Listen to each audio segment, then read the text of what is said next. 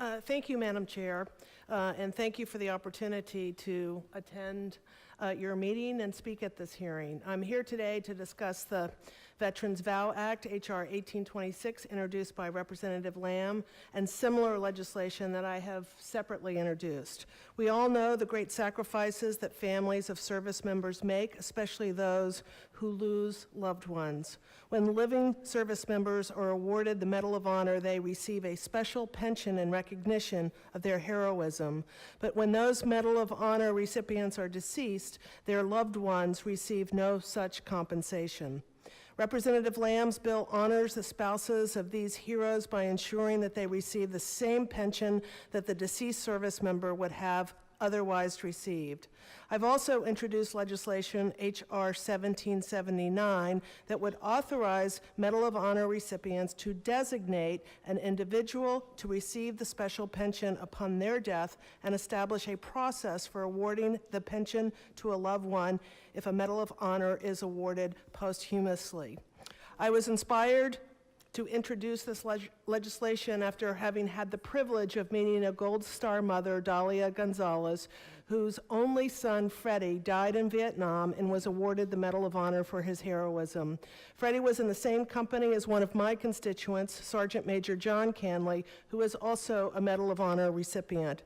It was in coming together to acknowledge and pay tribute to Sergeant Major Canley's heroism that I met Miss Gonzalez. Now in her late 80s, Miss Gonzalez dropped out of school in the 7th grade to help her mother after her father's passing. She gave birth to Freddie when she was 16 and raised him as a single mother, working as a waitress and then at a grocery store to provide for her only child.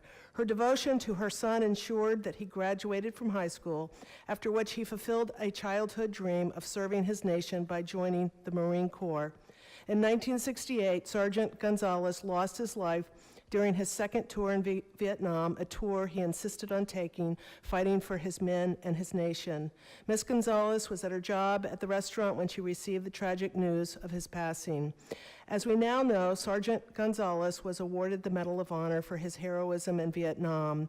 Since then, Miss Gonzalez has grown close to the Marines that served with her son, and they have helped her with travel to reunions and other financial needs. But still, I believe more can be done.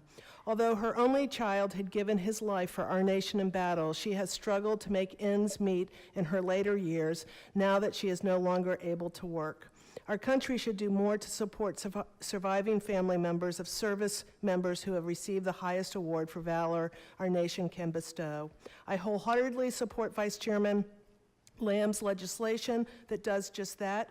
We absolutely owe this benefit to the spouses of our heroes. As I have gotten to know Ms. Gonzalez and the sacrifices she made for her son, I am compelled to ensure that parents and other family members also receive recognition and compensation. Providing the special pension is just one token to recognize the sacrifice that veterans have made on behalf of our nation and the sacrifice that their dependents have also had to bear. I am pleased that this subcommittee is considering this important issue, and I hope to work closely with my colleagues on legislation to allow parents and other loved ones like Ms. Gonzalez to receive this benefit.